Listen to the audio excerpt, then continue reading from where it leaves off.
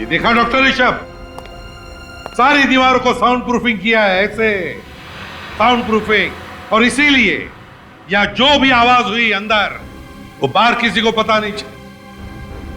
सचिन, अच्छी तरह से जाकर चेक करो, देखो, ढूंढो इसका स्विच कहां पर है। हाँ फ्रेडी, बंद करो अभी।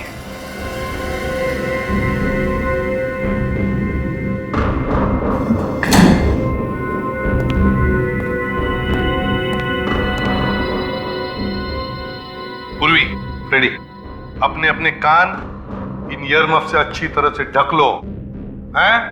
जरा भी लापरवाही हुई तो जान जा सकती है, समझे? हाँ सर। रेडी?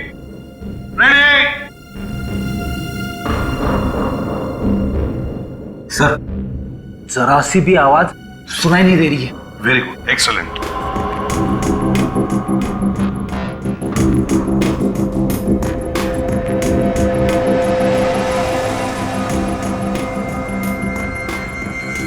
अब जैसे ही सचिन को वो स्विच मिलेगा, वो 5 सेकंड के काउंट के बाद वो स्विच ऑन करेगा और फिर इसमें से वो भयानक आवाज आनी शुरू हो जाएगी। ये रहा वो स्विच जिसे खूनी ऑन करता है और वहां से डिवाइस चालू होता है। सर, सचिन सर को स्विच मिल गया। स्विच मिल गया, कान बंद करो जल्दी। 1 2 3 4 5।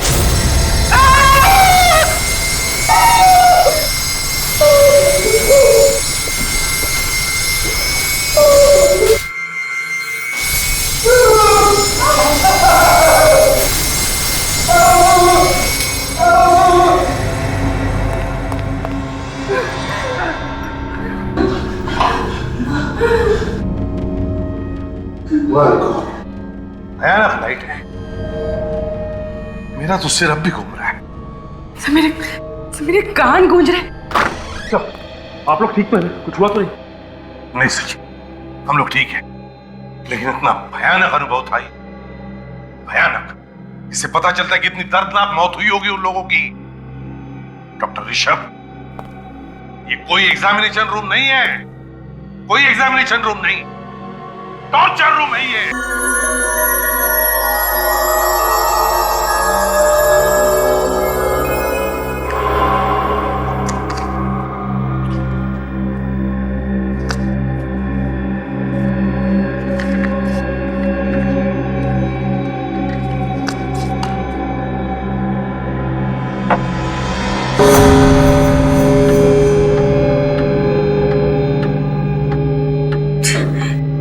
घड़ी की आवाज कितनी डरावनी है ना कोमल।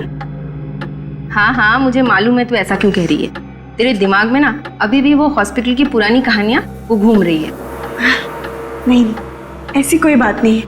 मैं तो इसलिए ऐसा कह रही हूँ क्योंकि ये अपना फ्लोर कितना सुनसान है ना। सिर्फ 2 मरीज और हम दोनों के अलावा एक स्टाफ वाला और है, बस। पता है, कभी कभी अकेले में तो मुझे भी डर लगता है। ऐसा लगता है जैसे कोई भूत बंगला हो।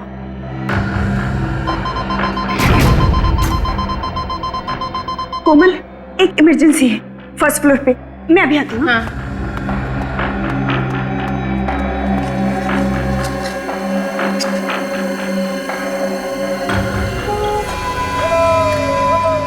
ये कैसी आवाज है?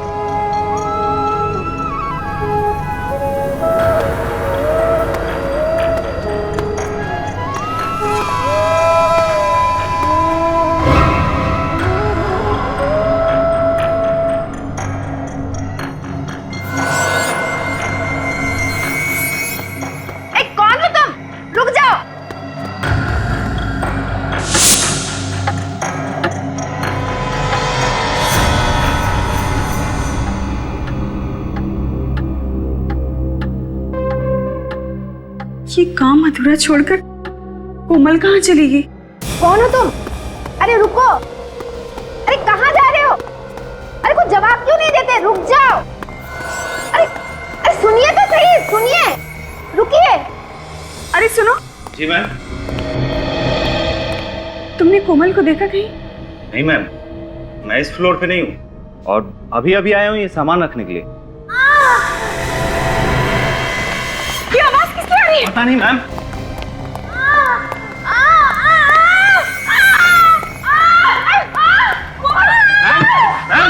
मैम क्या हुआ ma'am? Ma'am ma'am ma'am ma'am क्या हुआ ma'am? Ma'am ma'am ma'am ma'am ma'am क्या हुआ? एक आदमी सफेद सफेद कौन सफेद? सफेद कपड़ों में क्या हुआ? मैम मैम इनके कानों से तो खून आ रहा है। जल्दी से स्टेशन लेकर आओ, आईसीयू ले जाना पड़ेगा। जल्दी जल्दी। जी मैम।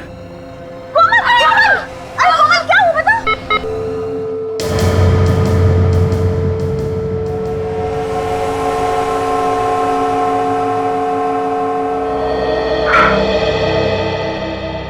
सारी कोशिशें बेकार गई। She is dead. ऐसा इसने क्या सुन लिया जिससे इसके कान के पर्दे भी फट गए और ब्रेन हेमरेज भी हो गया। इसके दिमाग में कोई बीमारी थी, इसने कभी ऐसा कुछ नहीं बताया था। सर उस कॉरिडोर में ही कुछ हुआ था, वरना ही तो ठीक ठाक थी। जब तुम्हें ऐसी हालत में मिली थी, इसने तुमसे कुछ कहा था? नहीं सर, मुझसे तो कुछ भी नहीं कहा था, लेकिन हाँ एक आदमी से डरी हुई थी और कह रही थी कि उसे कोई आदमी दिखा था जो सफेद कपड़ों में लिपटा हुआ था। सफेद कपड़ों में? कौन सकता है कॉरिडोर में? इस हॉस्पिटल में ही कुछ गड़बड़ है। हॉस्पिटल खुले हुए अभी कुछ दिन हुए हैं और ये सब नाटक शुरू हो गया। क्या हो रहा है? अपनी जबान पे काबू रखो और कोई भी इस तरह की अफवाह मत फैलाओ। सर सबको मालूम है यहाँ पे पहले दिमाग का हॉस्पिटल था। इस तरह की घटनाओं की वजह से ही ये हॉस्पिटल बंद हुआ था। सुना तो मैंने भी था, उस वक्त भी ऐसे कुछ लोगों की मौत हुई थी। तुम लोगों को शर्म नहीं आती इस तरह की बातें करते हुए? जिस थाली में खाते हो उसी में छेद करते हो। सर हमें डीन से ये सब कुछ बातें कर लेनी चाहिए। हाँ, लेकिन इसे ब्रेन हेमरेज हुआ कैसे?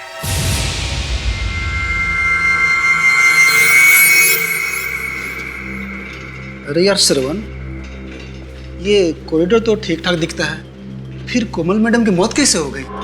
वो सब बातें मत कर, कोई सुन लेगा। हमें क्या लेना देना है उस बात से? लेना देना है, आखिर उसकी मौत अचानक कैसे हो गई बिना किसी वजह के? रात को 4 बजे ये सब बातें डिस्कस कर रहा है तू? आसपास कोई हो सकता है। कहाँ पे? मैं बोल भी नहीं सकता हूँ, वो सुन लेंगे तो नाराज हो जाएंगे। तुम्हें ना यार पक्का डरपोक है।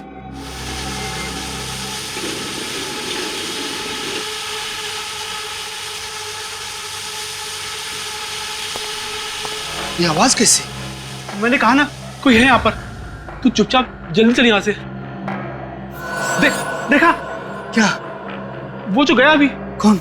मैंने तो नहीं देखा। अच्छा तू रुक यहीं, मैं अभी आता हूँ। अभी तो इतना डर रहा था, अब अचानक कहाँ जा रहा है तू? मैं अभी आके बताता हूँ।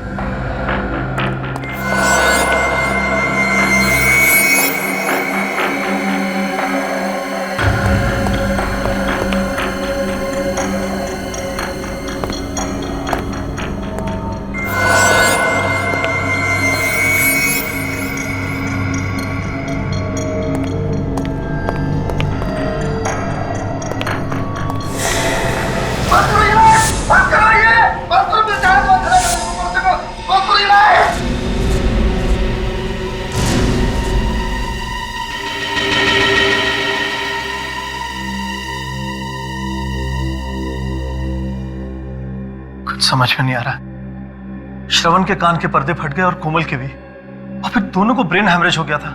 जो साइकियाट्रिस्ट इसे चेक करके गया है, वो कह रहे थे कि इसके दिमाग में डर बैठ गया है। जब तक इसका डर दूर नहीं होगा, ये कुछ नहीं बता पाएगा। लेकिन मेरी समझ में नहीं आ रहा कि मैं लोगों को कैसे समझाऊं, क्या बताऊं उन्हें?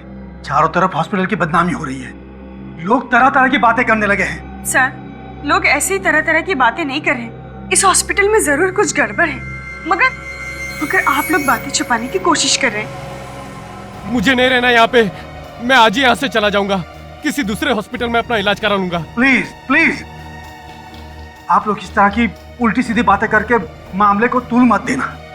देखिए, मैंने सीआईडी को इन्फॉर्म किया है। अब सच्चाई क्या है ये वो लोग ही ढूंढ निकालेंगे। हाँ, असलियत ढूंढ निकालेंगे आप। दूध का दूध और पानी का पानी कर देंगे। Thank you sir, thank you, आप लोग आ गए। सर, मैं डॉक्टर ऋषभ, इस हॉस्पिटल का डीन, और यह है डॉक्टर केतन और यह है डॉक्टर दुष्यंत। सर, अब आप लोग ही बचा सकते हैं हमारे हॉस्पिटल को बंद होने से। बताइए क्या हुआ है? हमारे हॉस्पिटल की एक नर्स कोमल और एक वार्ड बॉय श्रवण, इन दोनों की मौत हो गई है। और ये दूसरा वार्ड बॉय चंदन, इसके कान के पर्दे फट गए हैं। श्रवण और कोमल, इनकी मौत कैसे हुई? कानों के पर्दे फटने से और ब्रेन हेमरेज से। सर, हमारी नर्स सारिका, इसका कहना है कि कोमल कॉरिडोर में भागती हुई आई और गिर गई। उसके दोनों कानों से खून बह रहा था और वो जोर जोर से चिल्ला रही थी। सारिका नाम है ना तुम्हारा? सारिका, कोमल ने मरते वक्त तुमसे कुछ कहा? सर, कोमल किसी सफेद कपड़े में लिपटे हुए एक आदमी के बारे में बता रही थी। क्या क्या बताया उसने? सर, पूरी बात बताने से पहले ही वो बेहोश हो गई।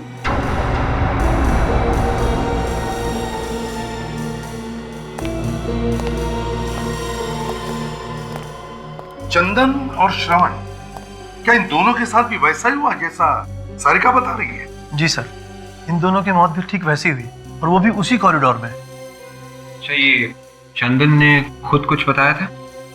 नहीं सर, ये कुछ बोलने की हालत में नहीं है। बोलने की हालत में नहीं है?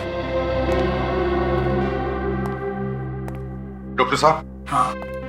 चंदन, श्रवण और कोमल, इन तीनों के मेडिकल रिपोर्ट्स और चंदन का ब्लड सैंपल चाहिए हमें। श्योर। और वो कॉरिडोर दिखाइए जहां पर कान के पर्दे फटने से और ब्रेन हेमरेज से दो मौतें हुई हैं। आइए सर। चलिए।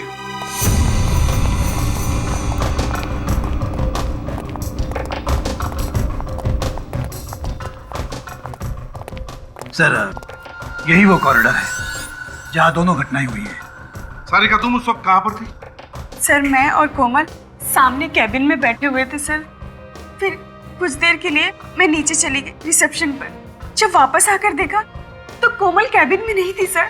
तभी मैंने देखा कि वो वहां से भागती हुई आ रही है और उसके कान से बहुत खून निकल रहा था सर।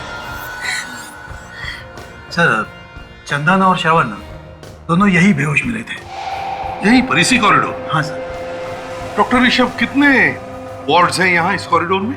सर, 2 पेशेंट वार्ड्स, एक सप्लाई रूम और एक एग्जामिनेशन रूम। चार कमरे हैं। विवेक, काजल, इन चारों कमरों को अच्छी तरह से चेक करो और जितने भी उंगलियों के निशान हैं सब के सब उठाओ।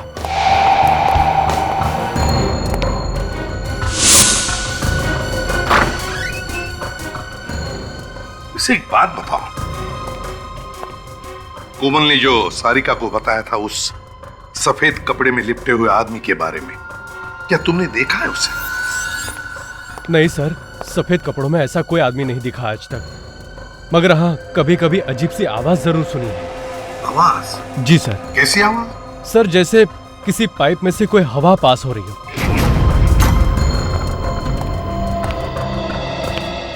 डॉक्टर ऋषभ।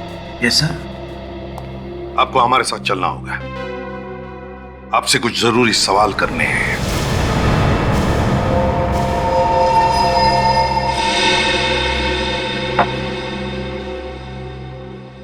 देखिए मिस्टर ऋषभ, घबराइए मत। अखबार में छपने से आपका हॉस्पिटल बंद नहीं होगा। बंद तो नहीं होगा सर, लेकिन बदनामी तो होगी ना। हाँ, बदनामी तो जरूर होगी, क्योंकि वहां काम ही कुछ ऐसा हुआ है। सबसे पहले तो आप अपने स्टाफ को समझाइए। सबके सब चिल्ला रहे हैं कि वो जगह डरावनी है। सर, मैंने बहुत समझाया उन लोगों को कि वो जगह डरावनी नहीं है, लेकिन 1970 में जब वहाँ दिमाग का हॉस्पिटल बना था, तभी से किसी ने अफवाह फैला के रखी है वहाँ। अफवाह? कैसी अफवाह? यही कि उस जगह में कुछ गड़बड़ है और इसीलिए वो दिमाग का हॉस्पिटल बंद कर दिया गया था। लेकिन उसके कुछ दिनों बाद हमारे चैरिटेबल ट्रस्ट ने फिर से परमिशन लेके ये हॉस्पिटल बनाया था। अब तक तो सब कुछ ठीक ठाक था, लेकिन अचानक ये मौत होने लगी। देखिए ऋषभ जी, ये मौत अचानक नहीं हो रही है। कोई है जो जानबूझ के ये खून कर रहा है। कौन हो सकता है वो सर? ये आप बताइए, आपको किसी पे शक है? सोच के बताइए। कोई ऐसा आदमी जिसे आपके हॉस्पिटल बंद होने से फायदा होता हो? हाँ सर, कुछ लोग तो है जिन्हें हॉस्पिटल बंद होने से फायदा होगा। कौन लोग हैं वो? कुछ बिल्डर्स है सर, जिन्हें हमारे हॉस्पिटल के बारे में सब कुछ पता है। क्या क्या पता है? यही कि हमारा ट्रस्ट बिल्डिंग तोड़ के नया हॉस्पिटल नहीं बना सकता, मगर हमारे ट्रस्ट ने उसी बिल्डिंग को रंग और प्लास्टर करके ये नया हॉस्पिटल शुरू कर दिया है। उन बिल्डर्स को लगा होगा कि ये ट्रस्ट गरीब है, इसलिए अफवाह सुन के जगह छोड़ के भाग जाएंगे। ठीक है, आप जाइए। और हाँ, उस फ्लोर पे जितने भी मरीज हैं उन सबको वहां से हटा दीजिए। जरूर सर। क्या? चलो। इस हॉस्पिटल का इतिहास टटोलना होगा और बिल्डर्स के बारे में भी पता करो। कौन लोग हैं जो हॉस्पिटल बंद कराना चाहते हैं?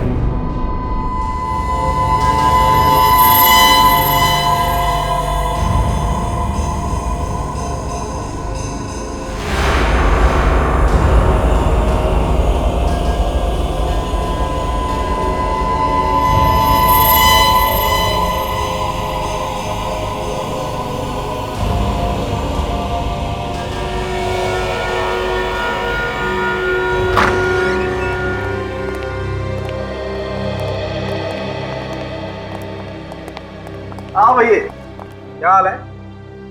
डिपेंड करता है आप क्या बताने वाले हैं। हाँ, मैं ये सोच रहा हूँ कि आखिर इन दोनों की दिमाग की नस कहाँ फटी और कैसे फटी। क्योंकि देखो, ये दोनों के दोनों जवान हट्टे कट्टे, तो फिर इन्हें ब्रेन हेमरेज हुआ कैसे?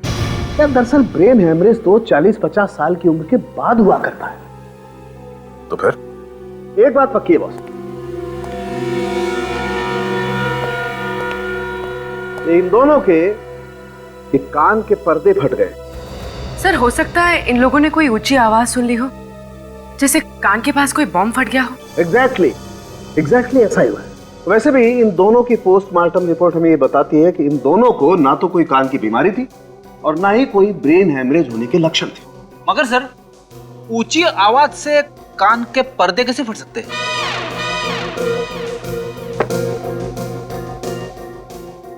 अपना कान यहाँ लाओ, अपना कान मेरे मुंह के पास लाओ।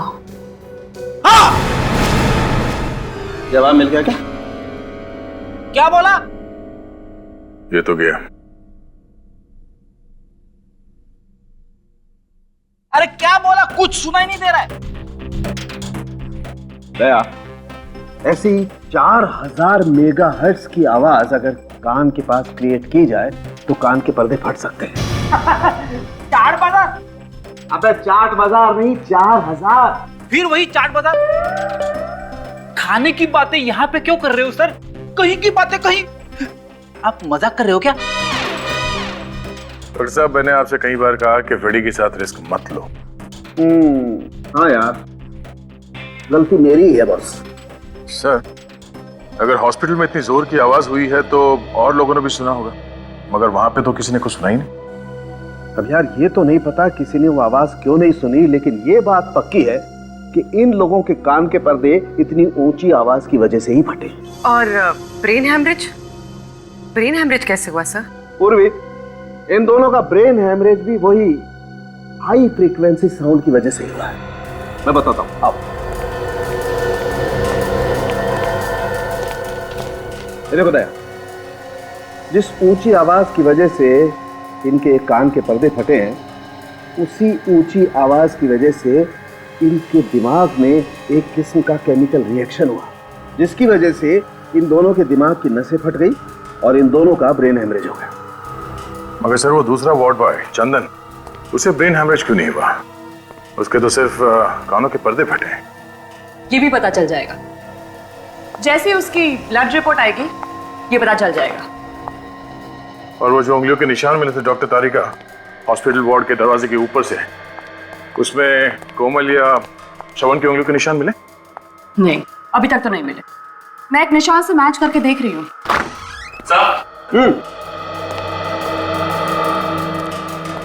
सर, चंदन के खून की रिपोर्ट। Okay, thank you.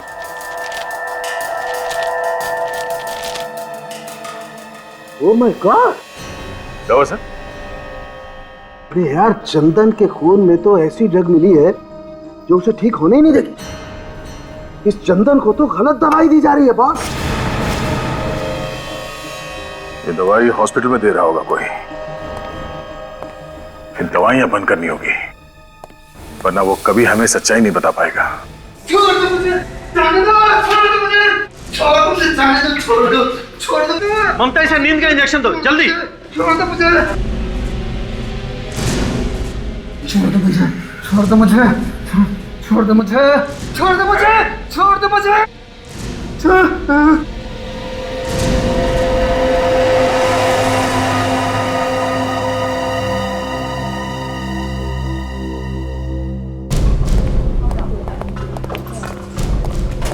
इसे हर तरह की दवाइयां कर दी, लेकिन इसकी हालत में कोई भी सुधार नहीं आ रहा। ममता, तुम ऐसा करो, जो प्रेस्क्राइब्ड इंजेक्शन है ना, वो इसे दे दो। जी डॉक्टर। एक मिनट, बंद करिए, रोको। इसे अब और उल्टी सीधे दवाएं नहीं दी जाएंगी, समझे? आप कौन सी उल्टी सीधी दवाइयों के बारे में बात कर रहे हैं? वही जो आप लोग इसे दे रहे हैं, इससे ये कभी ठीक नहीं होगा। ये क्या कह रहे हैं आप? देखिए, हमें इसके खून में साइको रिएक्टिव ड्रग्स मिले हैं, जिससे इसका दिमाग हमेशा के लिए बंद हो जाएगा। लेकिन ये कैसे हो सकता है? हम तो इसे वही दवाइयां दे रहे हैं जो प्रेस्क्राइब्ड है। ये देखिए, इस पे लेबल भी लगा हुआ है। देखिए डॉक्टर साहब, आप हमारी बात को समझ नहीं रहे। लेबल कुछ भी लगा हो, लेकिन अंदर दवाई नकली है। इसकी दवाई बदली गई है। लेकिन ये ऐसा कौन कर सकता है? आपने बदली होगी। लेकिन मैं ऐसा क्यों करूंगा सर? इस मरीज का इलाज तो आप ही करते हैं ना, तो आप ही ने किया होगा, और कौन करेगा? सर, लेकिन मैंने इसे दवा नहीं दी है। तो फिर कौन देता है दवाई से? वो सर, सारिका ही इसको दवाई देती थी और इंजेक्शन भी वही तैयार करती थी, लेकिन आज उसकी ड्यूटी दूसरे वार्ड में है। ये सारिका वही है ना जो उस रात कोमल के साथ में थी? जी। जरा बुलाइए उसे। जी।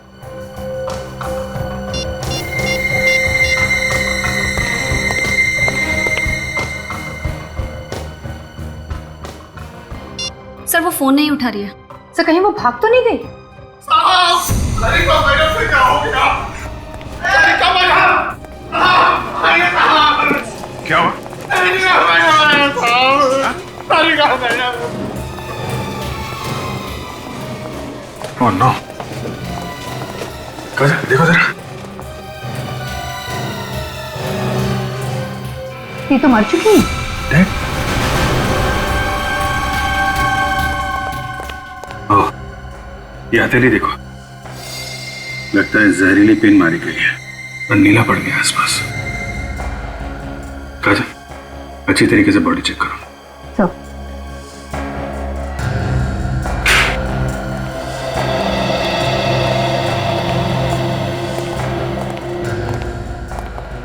कैसे हुए ये सब? साहब, मैं डिटर्जेंट का बॉटल लेने गया था साहब, तो उसी टाइम देखा कि सारिका मैडम मरी पड़ी है। तुमने यहाँ पे और किसी को देखा? नहीं साहब। सर, मैंने 15 मिनट पहले सारिका मैडम को कॉरिडोर पे देखा, वो बिल्कुल ठीक थी सर।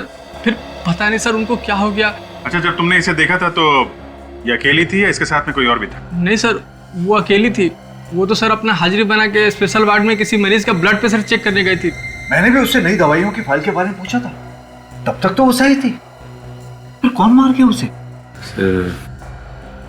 सारिका खूनी को जानती थी। ऐसा ही लगता है। और खूनी को लगा हुआ कि हम इस सारिका तक पहुंचने वाले हैं, इसलिए उसने सारिका का खून कर दिया। इस सारिका तो सिर्फ एक मोहरा थी अभिजीत। असली खूनी तो अभी भी शराफत का मुखौटा लगाकर घूम रहा है हॉस्पिटल में। इसके शराफत का मुखौटा उतारने के लिए कोई चाल चलनी पड़ेगी क्या? क्योंकि खूनी को पता चल चुका है हम उस तक पहुंचने वाले हैं, इसीलिए उसने सारिका को मार दिया। सारिका के हस्बैंड से पूछताछ करेंगे, उसे कुछ ना कुछ तो मालूम होगा वो किसके लिए काम करती थी। मगर वो भाग गया, कभी ना कभी तो वापस आएगा ना। सर, उस हॉस्पिटल का ब्लूप्रिंट मिल गया है सर, और ये फाइल है सर, इसमें उस हॉस्पिटल की पूरी जानकारी है सर।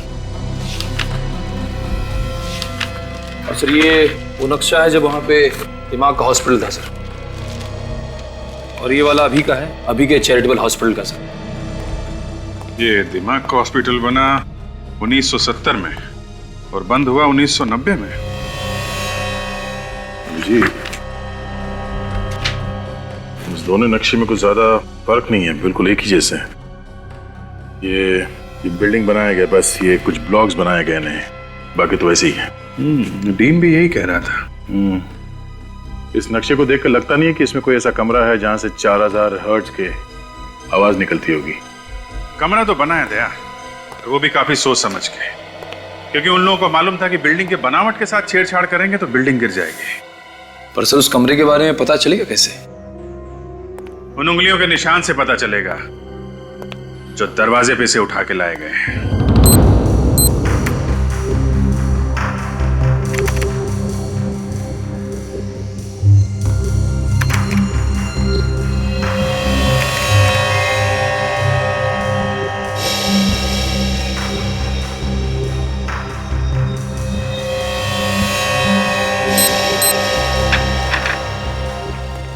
अभिजीत, हॉस्पिटल के उस कॉरिडोर में जितने भी दरवाजे हैं उन सब पर उंगलियों के निशान तो काफी है, लेकिन मरने वालों में से किसी की भी उंगलियों के निशान वहां पर नहीं है। कमाल की बात है, एक भी निशान नहीं है। नहीं, एक और कमाल की बात है, उस कॉरिडोर में एक कमरा ऐसा भी है जिसके दरवाजे पर सिर्फ 2 लोगों की उंगलियों के निशान है। और वो 2 निशान है किसके? विवेक और काजल के। विवेक और काजल की उंगलियों के निशान उस दरवाजे पे मिले?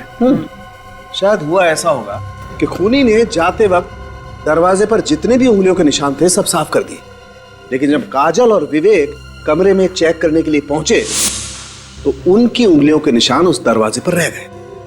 मतलब खूनी हॉस्पिटल का ही कोई आदमी है, और उन दोनों मरने वालों को जो कुछ भी हुआ है उस कमरे में ही हुआ है।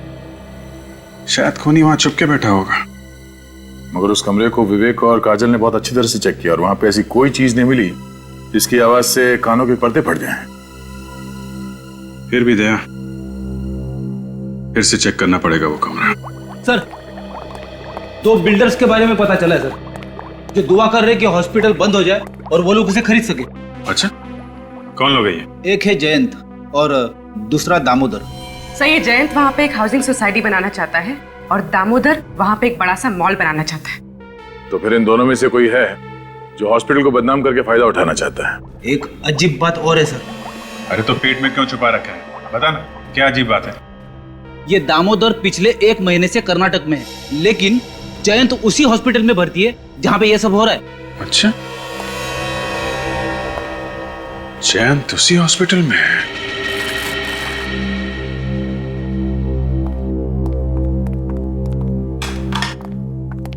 कैसे है मिस्टर जैन? कैसी है तबीयत आपकी? क्या बताऊं सर, कैसा हूं। यहाँ खून हो रहा है, चारों तरफ डर है, मैं भी डरा हुआ हूं। हमें तो लगा कि आप बहुत खुश होंगे कि 2-4 लोग और मर जाएं और ये हॉस्पिटल बंद हो जाए, और हॉस्पिटल के बंद होते ही यहाँ पे आप एक नई बिल्डिंग खड़ी करते। सर, जैन बहुत बड़ा आदमी है, उसके साथ छेड़छाड़ करने से हंगामा हो सकता है, और फिर अगर न्यूज़पेपर में आ गया तो हमारे हॉस्पिटल की बदनामी होगी सर। तो अब क्या हो रहा है, हैं? अब क्या हो रहा है डॉक्टर ऋषभ? कोई कसर बाकी है हॉस्पिटल की बदनामी होने की?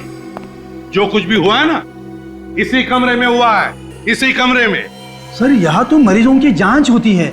तो फिर इसका मतलब है बहुत सारे मरीज आते होंगे इस कमरे में। हाँ, तो फिर उनके उंगलियों के निशान कैसे नहीं इस कमरे के दरवाजे पर? क्या बिना हाथ लगाए अंदर घुस आते? ये आप क्या कह रहे हैं? मैं भला ऐसा क्यों करूंगा? मैं कुछ समझा नहीं। इतने नासमझ तो आप लगते नहीं है। आप इस हॉस्पिटल की जमीन को खरीदना चाहते हैं ना, इसलिए हॉस्पिटल को बदनाम करने के लिए आपने लोगों का खून कर दिया। यहाँ का स्टाफ और यहाँ के मरीज हॉस्पिटल छोड़कर भाग रहे हैं, लेकिन आप है कि यहीं पे चिपके हुए। क्यों? मैंने खून नहीं किया।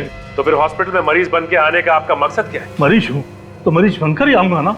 रेडी, या जितनी भी मशीन है, एक एक मशीन को अच्छी तरह से चेक करो, एक एक मशीन को। कोई भी चीज छूटनी नहीं चाहिए। वो चीज यहीं पर छुपी है जिसमें से वो भयानक आवाज आकर लोगों के कानों के पर्दे फटे, समझे? वैसे ये आपकी रिपोर्ट तो बताती है कि आपके दिल में दर्द उठा था और आप भागते हुए हॉस्पिटल चले आए थे, लेकिन हॉस्पिटल के डॉक्टर्स का कहना है कि आपके सीने में दर्द कुछ नहीं हुआ था, सब नाटक था ये। जब तक दर्द चला गया था। ओह, आपका दर्द चला गया, लेकिन आप यहां पे चिपक कर बैठ गए, क्यों? बोलती बंद हो गई ना? इस हॉस्पिटल में जो भी खून हो रहे हैं आपकी देखरेख में हो रहे हैं, और यहां तक कि कोमल और सारिका का खून भी आप ही ने करवाया है। ऐसी कौन सी चीज है वो? ये जो आपकी सारी मशीन है ना, सब खोल कर देखेंगे, पता चल जाएगा कहां से आवाज आती है। वो खोल के देखेंगे? जी हाँ। ये मशीनें खराब हो जाएगी सर, बहुत कीमती मशीनें हैं ये। आपकी मशीनें कीमती है या इंसान की जान कीमती है? कैसे डील है आप? कैसे डॉक्टर है आप? आपको ऐसे नहीं लगता कि पता लगाना चाहिए क्यों जाने जा रही है लोगों की? रेडी? ये सारी मशीन खोलने का हमारे पास सामान है ना? है ना सर, गाड़ी में लेकर आओ, और मजदूर भी लेकर आओ। कुछ तोड़ के देखना है। तोड़ना है? सर आप मानो या ना मानो, ये खून मैंने नहीं किए। तो फिर मरने से पहले सारिका इस वार्ड में क्यों आई? मुझे नहीं मालूम, हमेशा तो दूसरी नर्स आती थी, पता नहीं उस दिन वो क्यों आई थी। उस दिन कौन सी नर्स ड्यूटी पे थी यहाँ पे? ड्यूटी तो मेरी थी, पर सारिका यहाँ पे क्यों आई थी ये मुझे नहीं मालूम। ये तो हम पता लगा ही लेंगे, लेकिन जब तक ये केस सॉल्व नहीं हो जाता आपको इस हॉस्पिटल में कुछ और दिन आराम करना होगा। जी हाँ जी, बोलिए क्या चाहिए? हम लोग सीआईडी से। आप प्रतीक हैं, सारिका के हस्बैंड? जी। देखिए, एक अजीब बात पता चली है। जो आदमी हॉस्पिटल में मर्डर कर रहा है, आपकी वाइफ उसके साथ मिली हुई थी। शक था मुझे भी यही शक था। जरूर वो कोई गलत काम कर रही है। अगर आपको शक था तो आपने पूछा नहीं अपनी वाइफ से? पूछा था सर, लेकिन उसने कुछ नहीं बताया। चुप चुप के रोज फोन पे बातें किया करती थी किसी से। देखिए, मामला यहां तक पहुंच गया है तो आपकी इजाजत हो तो आपके घर की तलाशी लेनी पड़ेगी, क्योंकि खूनी अभी भी खुला घूम रहा है और हो सकता है सुराग आपके घर में ही। ठीक है, चेक करो। चल। ये किससे फोन पे बातें करती थी आपकी वाइफ? क्या बातें करती थी? कुछ पता नहीं चला सर, और एक दिन अचानक देखा कि उसके पास बहुत सारा पैसा आ गया। मैं तो इतना सारा पैसा देखकर चौंक गया था।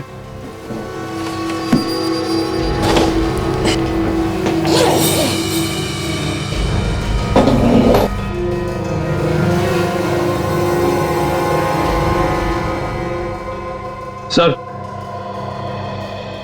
तो म्यूजिकल इंस्ट्रूमेंट ये आप बजाते हैं? ये कहां से आई? अच्छा, आपके घर में मिला और आपको मालूम नहीं? कहां से आई? सर मुझे कुछ नहीं मालूम, मैं तो इसे पहली बार देख रहा हूँ। सर, कहीं वो इंस्ट्रूमेंट तो नहीं है जिसकी अजीब सी आवाज उस कॉरिडोर में सुनाई देती थी? हो सकता है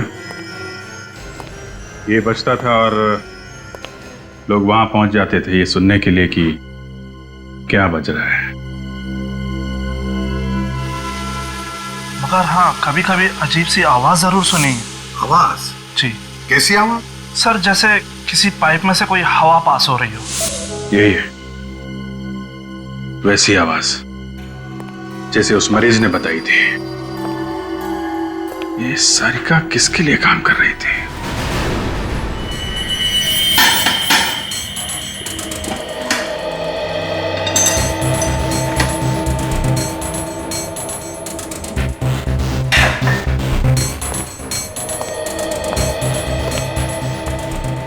सर, इस आदमी को पता भी नहीं कि क्या करना है, फिर भी इसने सारी मशीनें खोल के रखी है। ये आदमी ट्रेन है क्या? ट्रेंड नहीं हूं, लेकिन गधा भी नहीं हूं, समझे? सर, सर हम लोग जैन से मिलके आ रहे हैं। उसे देख के लगता नहीं कि उसे कोई बीमारी मारी है सर। अच्छा? और तो और सारिका ने मरने से पहले आखिरी बार जैन से ही बात की। और सर सारिका की ड्यूटी भी नहीं थी उस वक्त उस वार्ड में। तो बताइए डॉक्टर ऋषभ, इकट्ठा कट्ठा आदमी जयंत आपके हॉस्पिटल में मरीज बनकर लेटता है और आपकी हॉस्पिटल की नर्स सारिका उससे मिलने के बाद मर जाती है। कैसे? मालूम नहीं सर। और सारिका, बताइए सारिका वहां पर गई क्यों उस वार्ड में जब उसकी ड्यूटी नहीं थी? मुझे मालूम नहीं सर। अरे इसके अलावा कोई जवाब है क्या नहीं आपके पास?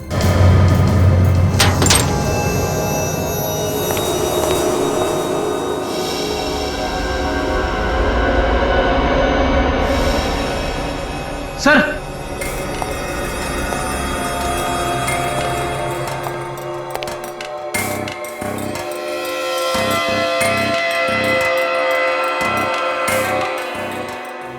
सोनिक वेपन, आवाज का हथियार, ये भी आवाज का हथियार, ये भी तीन आवाज के हथियार। कौन से हथियार सर? कौन से हथियार?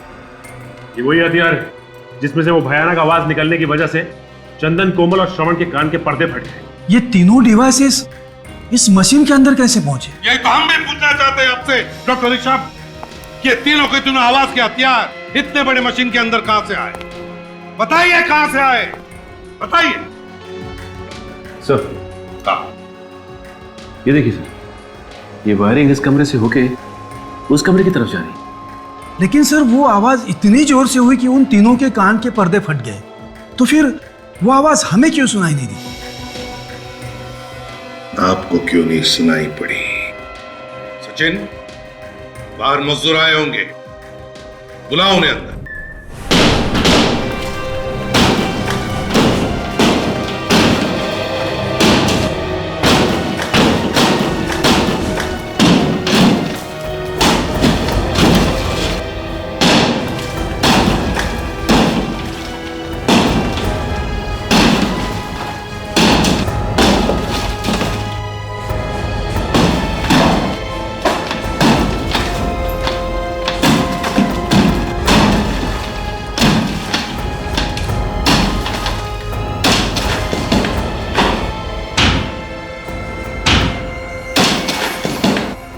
देखा डॉक्टर ऋषभ, सारी दीवारों को साउंड प्रूफिंग किया है, ऐसे साउंड प्रूफिंग, और इसीलिए या जो भी आवाज हुई अंदर वो बाहर किसी को पता नहीं चला।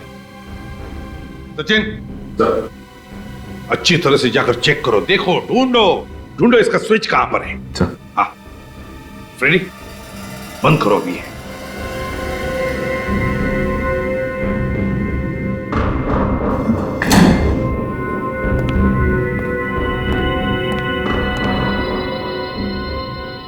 पूर्वी, फ्रेडी, अपने अपने कान इन ईयरमफ से अच्छी तरह से ढक लो, हैं? जरा भी लापरवाही हुई तो जान जा सकती है, समझे? हाँ हाँ सर।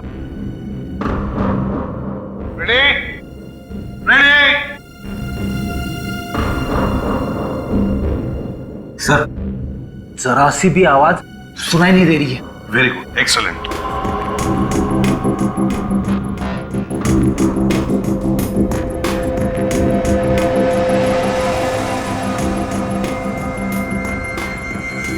अब जैसे ही सचिन को वो स्विच मिलेगा, वो 5 सेकंड के काउंट के बाद वो स्विच ऑन करेगा और फिर इसमें से वो भयानक आवाज आनी शुरू हो जाएगी। ये रहा वो स्विच जिसे खूनी ऑन करता है और वहां से डिवाइस चालू होता है। सर, सचिन सर को स्विच मिल गया। स्विच मिल गया, कान बंद करो जल्दी। 1 2 3 4 5।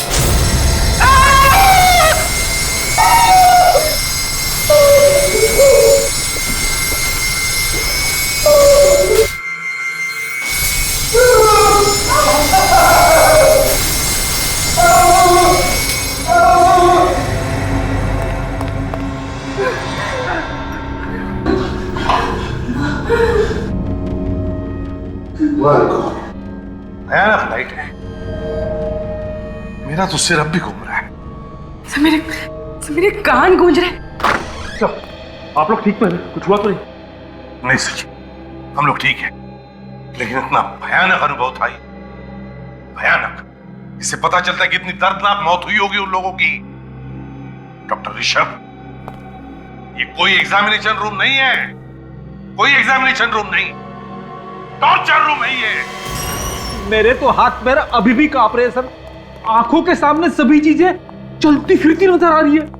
फ्रेडी, अच्छा हुआ तुमने कानों पर ईयरमफ लगा रखा था सेफ्टी के लिए, वरना तुम्हारा भी वही हाल होता जो कोमल और श्रवण का हुआ था। मगर सर, खूनी है कौन? जैन पे शक है, लेकिन सबूत नहीं है उसके खिलाफ। मगर अभिजीत जिस तरह से कमरा बना हुआ है, ये रिनोवेशन के वक्त ही प्लानिंग की गई होगी। उसी वक्त ये कमरा बनाया गया होगा।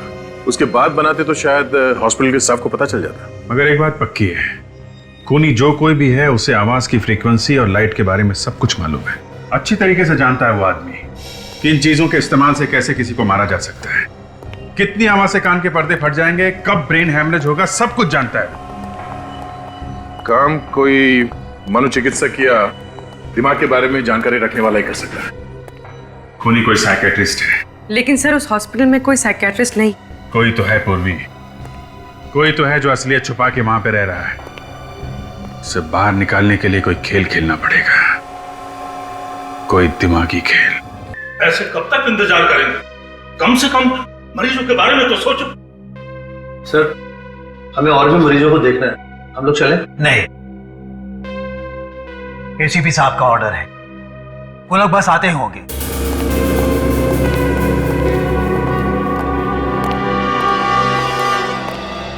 सर पता चला कि खूनी कौन है? हाँ बिल्कुल पता चल गया, बस थोड़ी देर में बता देंगे। लेकिन फिलहाल हम आप लोगों की हिफाजत करने के लिए आए हैं। किस तरह की हिफाजत सर? आप लोगों पर जिस तरह से हमले हो रहे हैं, उन हमलों से आपकी हिफाजत। सर ऐसा हो सकता है, इन हमलों से बच सकते हैं हम लोग? क्यों नहीं बच सकते? आप लोगों के कान के पर्दे फटना, ब्रेन हेमरेज होना, इन सभी हमलों से आप बच सकते हैं, क्योंकि हमारे फोरेंसिक सर्जन डॉक्टर साळुंखे इन्होंने एक स्पेशल इंजेक्शन बनवाया है उसके लिए। कहीं हम लोग और भी बीमार तो नहीं हो जाएंगे इस इंजेक्शन से? जी नहीं, आप लोग बिल्कुल मत घबराइए। बहुत सारे टेस्ट करने के बाद ये इंजेक्शन बनाया गया है। मैंने अपने ऊपर भी टेस्ट किया इस इंजेक्शन को। बिल्कुल चिंता मत कीजिए, कोई प्रॉब्लम नहीं होगी। डॉक्टर साळुंखे बताएंगे कि इस इंजेक्शन में कौन सी दवाई है? आई मीन फॉर्मूला क्या है? आप लोगों में से कोई दिमाग का डॉक्टर होगा तो पहचान सकता है फार्मूला क्या है। फिर भी सर आप बताइए तो सही। सोडियम पेंटाथॉल सीरम है इसका नाम। लाओ आ दो। क्या कर रहे आप? क्या हो गया डॉक्टर दुष्यंत? आपने अपना हाथ पीछे क्यों खींच लिया? कुछ परेशानी है क्या आपको? नहीं, कोई परेशानी नहीं है, लेकिन ये समझ में आ गया है कि आप लोग क्या करने जा रहे हैं। वाह क्या बात, बड़े होशियार हैं आप डॉक्टर दुष्यंत हैं? तो फिर बताइए क्या करने वाले हैं हम? आप लोग हम सबको बेवकूफ बना रहे हैं, क्योंकि सोडियम पेंटाथॉल मानसिक रोग दूर नहीं करता है, बल्कि सच्चाई उगलवाने की दवा है जो कि अपराधियों को दी जाती है। डॉक्टर दुष्यंत ये सब आप कैसे जानते हैं? वो डॉक्टर दुष्यंत तो और भी बहुत कुछ जानते हैं, है ना डॉक्टर दुष्यंत? ENT स्पेशलिस्ट, कान नाक और गले के स्पेशलिस्ट। वैसे आप मत घबराइए, इसमें सिर्फ ग्लूकोज का पानी है। हाँ डॉक्टर दुष्यंत, तुम्हारी सच्चाई जानने के लिए किया हुआ ये ड्रामा है, समझे? बोलिए क्या बोलना है?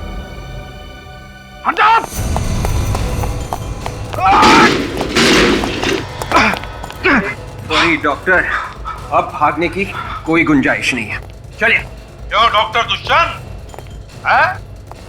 क्या हुआ? थक गए? आपका क्यों? सर इसे ऐसी सजा देना जो जिंदगी में फिर कभी ऐसा गुनाह करने के बारे में सोचे भी तो रूह कांप जाए इसकी। तो बताओ क्यों किए ये खून तुमने? हॉस्पिटल बंद करवाने के लिए। एक डॉक्टर होते हुए भी हॉस्पिटल बंद करवाना चाहते थे आप? इतना घिनौना काम क्यों? क्योंकि किसी ने मुझे पैसों को लालच दिया था। वो जानता था कि मैं दिमाग का डॉक्टर हूं, बिना हथियार के मैं किसी का भी आसानी से खून कर सकता हूं, और इसमें सारिका भी मेरे साथ थी। तो फिर तुमने सारिका को मारा क्यों? क्योंकि उस तक आप पहुंचने वाले थे। मुझे डर था कि अगर उसने मुंह खोल दिया तो मैं मारा जाऊंगा, इसलिए मैंने उसे भी जान से मार दिया। पैसों की लालच वो किसने दिखाई तुम्हें? दामोदर ने। वो यहां पर एक मॉल बनाना चाहता था। और तुम भूल गए जान बचाना तुम्हारा काम है, जान लेना नहीं। भूल गए तुम, पेशे से गद्दारी की तुमने, हिपोक्रेटिस की शपथ भूल गए तुम, 3-3 खून किए। अब जेल में सड़ते बैठना, फांसी का ऑर्डर आने तक।